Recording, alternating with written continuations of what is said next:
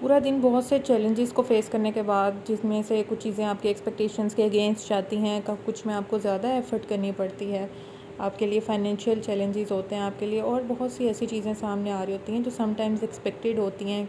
Lot of kinds of human behaviours होते हैं जिन्हें आपको बियर करना पड़ता है, and most of the times it's fatigue. But problem यहाँ पर आती है जब वो बिहेवियर रिपीट होते होते आपकी आदत बन जाता है। वो आपका मिजाज नहीं होता, वो रिपीट होते होते एक चिड़चिड़े इंसान की आदत बन जाती है।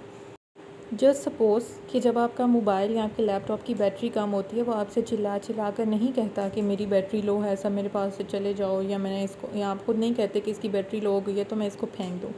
उसी तरह से हम अपने साथ ऐसा क्यों करते हैं कि जब हमारी इमोशनल बैटरी डाउन होती है तो हम अपने इर्द गिर्द के लोगों को या अपनी ज़ात को क्यों फेंकने लग जाते हैं।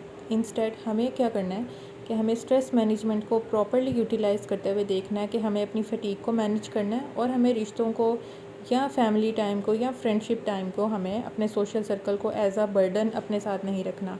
हम स्ट्रेस लेने के बावजूद अपनी रूटीन में रहते हुए, यहाँ तक कि स्ट्रेस हमें कैरी ना करें, हम स्ट्रेस को कैरी करके मैनेज कर सकें। इस तरह से हमें अपनी लाइफ को मैनेज करना।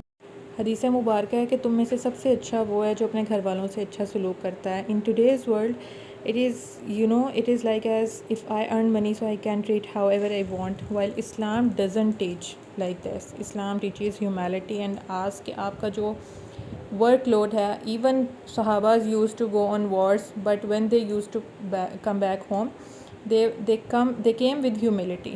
They were very kind with their families, they were very kind with their colleagues, they were very kind with their neighbors.